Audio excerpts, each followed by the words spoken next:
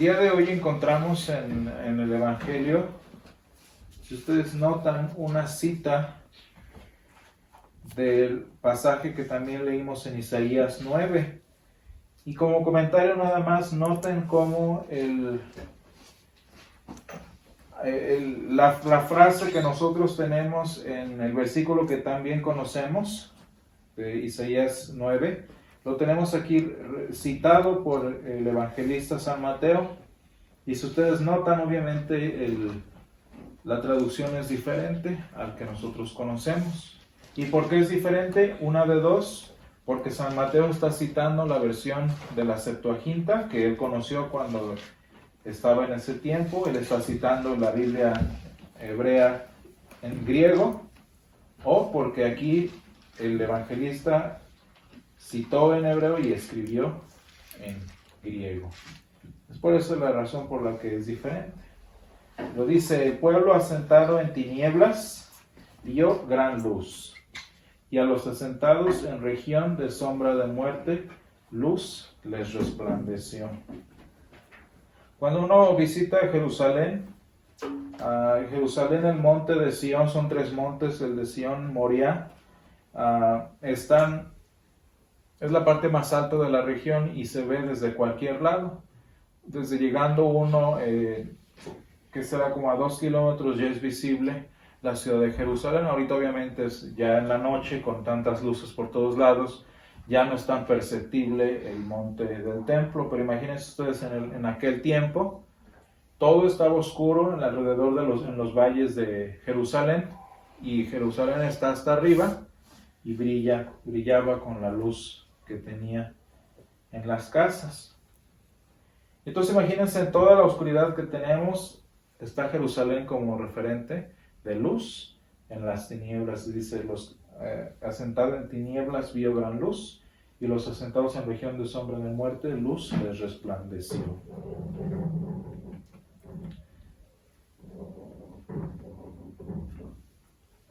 El lema institucional de mi universidad, de donde me gradué y en donde ahorita trabajo, es una frase de San Juan Bautista de la Salle, un santo católico, que dice: indivisa manent, que significa lo unido permanece. Y esta frase se me hace muy curiosa, porque precisamente es el eslogan de una universidad que en su ideología y principios de entrada presenta principios cristianos para una práctica incrédula. Pero dice, es la frase: indivisa manent, lo que no se divide permanece. Y cuando pienso yo como individuo en todas las divisiones que hay, cuando en mi cabeza me he pensado cómo describir lo que es la división, muchas veces pienso en cuando se va la luz en los bulevares, cuando los semáforos se descomponen. En el día, como quiera, es más fácil, pero no sé si a ustedes les ha tocado mientras van manejando que los semáforos se descomponen en la noche. Y cuando un semáforo se descompone en la noche, o por ejemplo en un crucero que se descomponen los 4, o los que haya, ustedes obviamente han notado que es un caos. Y es un caos precisamente porque no hay ninguna luz, no hay ningún señalamiento que diga quién sigue y quién no sigue. Especialmente en las calles aquí, por ejemplo, en las pequeñas, en el centro, por ejemplo, se supone que está la regla de tránsito que dice 1 y 1, cede el paso a un vehículo, y a los otros dicen cede el paso a un vehículo. Ustedes saben que eso jamás pasa, y el que avanza es el que se mete y el que consigue pasar. Este tipo de situación que pasa en las calles pequeñas sucede también en los bulevares. La diferencia es que en un bulevar todo el mundo quiere pasar, todo el mundo va a las carreras, y entonces sin un semáforo que a fuerzas frene a unos y para darle el paso a otros, imagínense el caos que sucede. Esa es más o menos la situación en la que nos encontramos en nuestro mundo actual. Todo el mundo, cuando no funciona un semáforo, quiere pasar y va para todos lados, y como no hay orden, ustedes lo saben, siempre lo que resulta es un embotellamiento, porque como todos quieren pasar, al final nadie pasa. Imagínense lo peligroso que es estar en un cruce de bulevar si no hay semáforos. Ahora imagínense lo peligroso que es vivir en las tinieblas de las que habla Isaías profeta. Imagínense todo el problema, todo el caos, todo el peligro que traen las tinieblas de las que habla el profeta. Y fíjense que vivir sin una luz que nos guíe, que vivir sin un referente, lo único que logra es que vivamos en un caos. Nos hace ir por todos lados, nos hace ir para acá, ir para allá y al final llegar a ningún lado. Cuando uno está perdido, cualquier camino que se tome es la mejor ruta para llegar a ningún lado.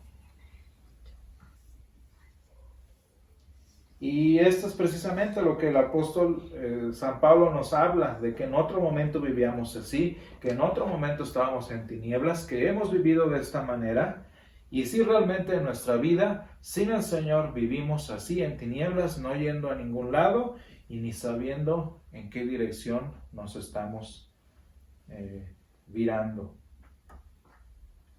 Sin embargo, hermanos, a nosotros como cristianos, así como dice la palabra, la luz del Señor ya ha brillado en nuestro camino. La luz del Señor ya está con nosotros. Y aunque a veces como cristianos sí nos sentimos que no vamos a ningún lado, sí nos sentimos que no tenemos ninguna dirección, sí nos sentimos que no hay propósito en nosotros, el Señor nos ha dado la luz de Cristo, es decir, la palabra. Y dice el Salmo 119, 105, que la palabra es lámpara a nuestros pies y lumbrera a nuestro camino. Entonces se han fijado que cuando los semáforos nos sirven en un cruce, los tránsitos vienen y con sus lámparas vienen y anuncian y nos llevan en el camino correcto. Así funciona la palabra, así funciona la predicación. Es como ese tránsito que nos dice, como lámpara a nuestros pies y que alumbra nuestro camino. Pero entonces nosotros nos preguntamos, ¿camino hacia dónde? ¿A dónde vamos? ¿Cuál es nuestra dirección? Y si leemos en 1 Corintios 1, versículo 9, dice ahí el apóstol San Pablo, fiel es Dios, por el cual hemos sido llamados a la comunión con su Hijo Jesucristo, nuestro Señor. Fíjense, aquí dice que tenemos todos un llamado a la comunión con su Hijo Jesucristo. Fíjense lo interesante de la vida cristiana, que más o menos lo decíamos en semanas pasadas. El Señor es nuestro objetivo de vida. El Señor es nuestra meta de vida. Y la ventaja de que el Señor sea nuestra meta de vida es que nunca se acaba.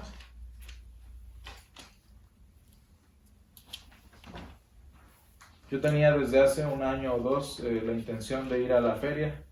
Y esta era como una meta que yo tenía y ya fui y ya se acabó. ¿Y ahora? Y lo muy bueno es que el Señor es nuestra meta y jamás se acaba, jamás termina. Y hermanos, esto quiere decir que si uno es nuestro llamado como cristianos y uno es nuestro destino, que es el Señor, esto quiere decir que todos deberíamos llegar a ese destino. Y no nada más eso, sino que todos deberíamos llegar juntos hacia ese mismo destino. En Efesios 4:4 llama a eso nuestra vocación, eso es nuestro llamado, eso es nuestra dirección. Y si todos tenemos el mismo llamado, y si todos tenemos el mismo destino, no hay ninguna razón para no llegar juntos. Yo les pregunto, en un cruce de tránsito, ¿habría problemas si todos los carros fueran en una dirección? Si no funcionaran los semáforos, ¿habría algún problema si todos los carros van al mismo lado? No, porque todos van en un mismo sentido y haya semáforo o no haya semáforo, no hay problema porque el flujo continúa. ¿Cuál es el problema de un cruce peatonal? Que todos van para diferentes lados y nadie salva Nadie sabe a dónde va. Fíjense lo que nos dice San Pablo, por alguna razón dice aquí, os ruego pues, hermanos, dice, que no haya entre vosotros divisiones. Dice, sino que estén perfectamente unidos en una misma mente y en un mismo parecer. Dice en Filipenses capítulo 2 que nosotros debemos tener ese pensamiento que tuvo Jesús de venir y morir por nosotros. Debemos tener un pensamiento dedicado a los demás. Debemos tener una misma mente y un mismo parecer, así como uno solo es el llamado. Pero fíjense que sin el Señor como centro de la vida del cristiano, que sin el Señor como centro de la vida de la iglesia, una iglesia no tarda en perder el camino y un cristiano no tarda en regresar a la confusión en la que vivía anteriormente. Fíjense que hay muchos cristianos, nosotros incluidos, que están tan llenos de ocupaciones, tan llenos de distracciones, tan llenos de otros ídolos, que la lucecita que supuestamente dan esos distractores llevan a la iglesia por todos lados. Fíjense aquí como mismo en la congregación de Corinto, unos iban hacia Pablo, otros dizque a Apolos, otros dizque a Pedro y otros dizque a Jesús. El chiste es que todos decían ir a algún lado y al final de cuentas esa congregación no estaba yendo a ningún sitio. Yo voy para acá, yo voy para allá, pero como cada quien tenía su mente separada y cada quien tenía su propio entendimiento, no iban a ningún lado. Y uno dice, ay, mira qué cristiano, era seguidor de Pablo. Mira qué cristiano, seguidor del gran Apolos. No es cierto, eran seguidores de ellos mismos. Ellos eran seguidores de sus propias intenciones, seguidores de sus propios deseos, y como Pablo les quedaba a gusto para ir en contra de Apolos, pues entonces eran seguidores de Pablo. Y nosotros como cristianos muchas veces así andamos, poniendo excusas de que yo voy aquí, es que no puedo porque trabajo, es que no puedo porque tengo muchas ocupaciones en la tarde, y al final de todo no es cierto. A quien sigues es a ti mismo. Yo, por ejemplo, le decía a un amigo, ¿tú crees que yo tengo el tiempo para asistir los miércoles y los lunes? Les digo, en sí no lo tengo, pero hago el tiempo simplemente no aceptando trabajo a esa hora. Y me afecta mi economía, me afecta mis ingresos, pero yo tengo un centro y un objetivo claro. ¿Dónde está la excusa? Nosotros le decimos trabajo, le decimos familia, le decimos esto y le ponemos un montón de titulitos, pero al final de cuentas a quien seguimos es a nuestro propio corazón.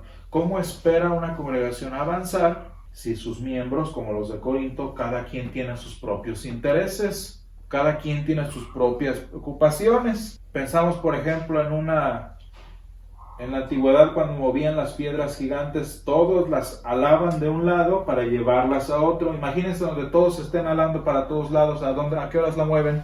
¿Cómo esperamos que en una congregación como la nuestra crezca si todos estamos tirando para todos lados? Tirando hacia el trabajo, tirando hacia acá, tirando hacia acá. Es obvio que no vamos a ir a ningún lado, y lo ponemos a nivel personal. ¿Cómo esperas crecer en tu relación con el Señor si tus propios deseos internos te llevan unos para acá y unos para acá? Decíamos en la escuela dominical, hay cristianos de trámite que toda su vida los lleva para este lado, pero a la hora que sale un detallito, ahora sí son cristianos. ¿Cómo esperan avanzar si su vida los lleva para todos lados? Y lo muy triste es que esto tiene un resultado obvio. Cuando la luz del Señor nos lleva en una dirección clara, pero nuestros deseos nos quieren llevar a todos lados, el único resultado va a ser estancamiento espiritual y confusión personal.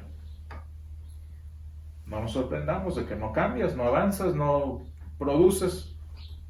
¿Cómo queremos ir hacia adelante si nuestros deseos nos llevan para la izquierda, derecha, de frente y atrás? Y leemos en el Evangelio del día de hoy, fíjense, del llamado de los primeros discípulos. habíamos leído en el Evangelio de San Juan en la escuela dominical cuando estábamos leyendo el libro de corrido. Y aquí el Señor llama en primer lugar, entonces leíamos a Andrés, y tenemos también allí a Pedro, y después tenemos a Jacobo y a Juan su hermano.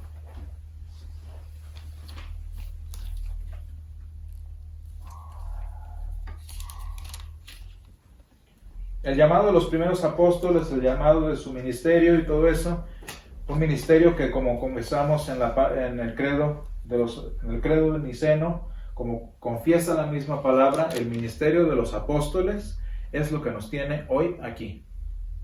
La iglesia del Señor, Él la ha fundado y la ha sostenido sobre el ministerio de los apóstoles. Y yo les pregunto, este éxito ministerial que les dio el Señor a los apóstoles, ¿es gracias a Indivisa Manet? Gracias a que los apóstoles siempre fueron muy unidos, siempre fueron muy trabajadores, ¿la iglesia sigue el día de hoy?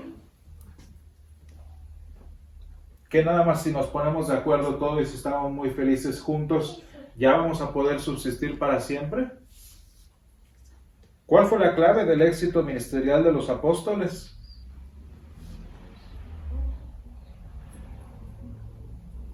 Fíjense cómo yo siempre les digo a mis alumnos, cualquier verdad que tú creas, aplícala al peor de los hombres, al peor de los movimientos y vas a ver si es cierta o no. Quiero que le apliquen Indivisa Manet al movimiento nazi. ¿Fue cierto o no? Claro, el movimiento nazi estuvieron unidos y lo unido que permaneció. No, hermanos, aquí en este caso no es un asunto de unidad. Los apóstoles, su unidad no dio fruto de nada. Al contrario, su unidad fue el resultado de algo. Y quiero que noten lo que sucedió aquí con el llamado del Señor, y es lo que debemos hacer en nuestra vida. Dice que entonces, andando Jesús junto al mar, vio a dos hermanos y les dijo, venid en pos de mí, y os haré pescadores de hombres. Y allí está la clave. Venid en pos de mí y os haré pescadores de hombres. ¿Y qué hicieron por resultado natural? Entonces, dejando al instante las redes, le siguieron. ¿Cuál fue la clave en los otros dos? Pasando por allí vio a otros dos hermanos y los llamó. Y ellos, dejando al instante la barca y a su padre, le siguieron. Hermanos, la clave de un ministerio que crece, la clave de una vida espiritual que crece es el llamado del Señor. Es el llamado en su palabra. Y el Señor nos llama. Y gracias a que el Señor nos llama como en este día, gracias a que el Señor nos llama cada domingo, nosotros tenemos ahora la capacidad, tenemos la oportunidad de dejar todo lo que nos lleva para todos lados. Tenemos la oportunidad de dejar las redes del trabajo, tenemos la oportunidad de dejar las redes de la familia, tenemos la oportunidad de dejar las redes de las distracciones y seguir al Señor. Solo la palabra de Dios, hermanos, va a poder disipar la confusión que llega a haber en nuestro corazón, las tinieblas que nos llegan a correr en todos lados y a ningún sitio.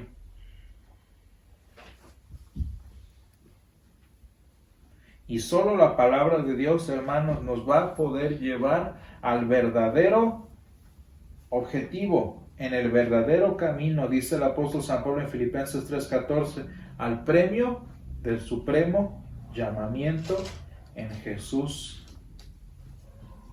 Hermanos, así que oremos para que el Señor nos ponga en nuestro corazón y en nuestra mente un mismo sentir, un mismo objetivo, que nos como congregación en primer lugar nos dé una misma mente, un mismo camino, y como cristianos nos dé un mismo entender que es el suyo. Y que su palabra nos lleve entonces, hermanos, a este premio del supremo llamamiento que es la comunión con Cristo en y para Dios. Amén. Vamos a orar. Bendito Padre Celestial, Señor, te damos en este día porque eres bueno y porque tienes cuidado de nosotros. Gracias, Padre, porque nos bendices y porque nos guardas. Y te quiero pedir, Señor, en este día que nos ayudes a hacer como tu palabra dice, Señor. Danos unidad verdadera, danos esa comunión que necesitamos, Señor, no uno con otro, sino contigo, Señor. Ayúdanos, Padre, a que teniendo un mismo llamado y un mismo objetivo, podamos, Señor, ir juntos en un solo camino y en una sola dirección. Padre, ayúdanos a que tú seas nuestro único camino, a que tú seas nuestro único sendero, Padre, y que podamos, Señor, centrar nuestra vida y nuestra atención en ti, Señor. Quita de nuestra vida toda la confusión espiritual que causa el que queramos cubrir tantas distracciones, Señor. Tennos tú como el objetivo, Señor, y haznos, Señor, que te tengamos a ti como el objetivo nuestro. Guárdanos, Padre, en este día y en la semana que iniciamos. Te pido que nos des una semana y un mes centrados en tu palabra. Te lo pido en el nombre de Jesús. Amén.